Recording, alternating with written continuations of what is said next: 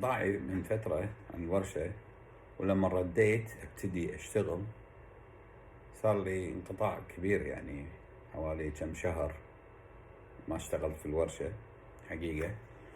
فأول ما جيت دشيت الورشة وبديت ابتدي بالعمل الأولي. طبعا الأعمال اللي أنا بديت فيها هي من جسد وروح السمكة نفسها.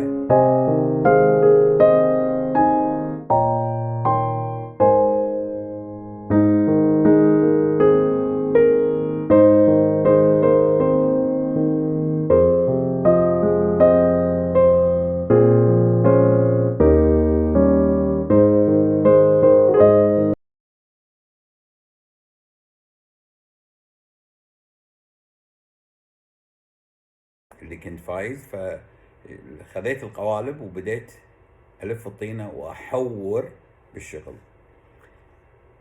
فكتبت ويتني قريحة الكتابة، كتبت كلمات باسمها عودة الروح إلى الجسد. قلت فيها كلمات: مرة ثانية تتجدد الروح في ملاقاة كتلة الطين، ويرجع معها الخزاف فواز الدويش لكي يسطر ملحمة خزفية ويحلق بها في سماء الفن، ويسطر لحنا خزفيا لكي يطير في ملكوت عشق الخزف. إنه هو مرة ثانية بقوة جنونية. وفي هذه المرة حقبة جديدة في حياته الخزفية، يبحث عن ذاته مع معشوقته وأدواته الخزفية في ورشته التي تناديه وتحضنه في كل حب وشوق لهذا الخزاف الذي قطع عهدا أن لا يقف ولا يستكين في تحقيق أهدافه السامية. نقول له: امضي قدما للعالمية وحلق في سماء الفن ولا تقف، إنك أنت الخزاف الذي أخلص لفنه ولكتلة الطين وأعطاها كل العشق وأنتج أعمالا تضاهي العالم. ويبقى فواز الدويش نبراسا لكل من عشق هذا الفن. هذه الكلمات.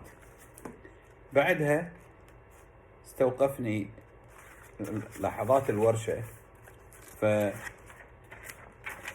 فكتبت هم كلام بعنوان معشوقتي.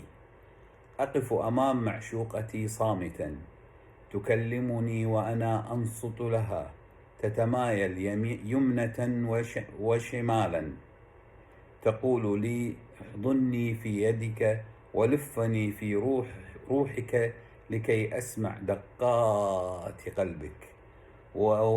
وأرد عليها: نعم، أنا الخزاف الذي يقول لك: خذي يدي لكي نحلق معا في سماء الخزافين ونصوغ لحنا جميلا يترجم ما في داخلنا من حب وعشق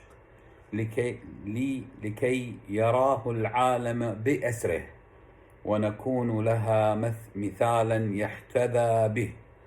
هذه الكلمات تجسد حب الخزاف إلى معشوقته وهي كتلة الطين. هم يعني سويت القيثارة الثالثة، قلت فيها: أحزم أدواتي على يدي، أسطر بها على كتلة الطين لحنا يجسد معنى وفيرا، وأسهر مع قلبي ويدي مع معشوقتي الكبيرة، ويبقى القلب عندكم أسيرا، وأحزم أمتعتي على ظهري محلقا مع معشوقتي في سماء الفن الكبيرة. أقف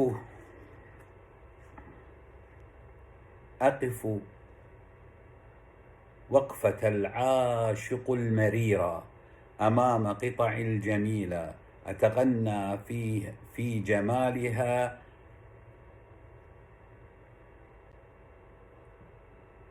جملة وتفصيلا وأحس بها يمنة ويسيرا وأمرح مع أفكاري في الليل الطويلة وأسطر لحنا كبيرا من جسد الطين الطري الحريرا وأمتطي النهار مع الليل في كل وقت وساعة جميلة. هذه بعض الكلمات، فحبيت أنا أسجلها وأتكلم فيها بصدق مع الورشة، مع كل ركن في هذه الورشة، مع كل قطعة موجودة أو كل أداة موجودة أو كل كتاب موجود كان هو يناديني. فنشوفكم إن شاء الله في أعمال ثانية وشغل ثاني. شكرا.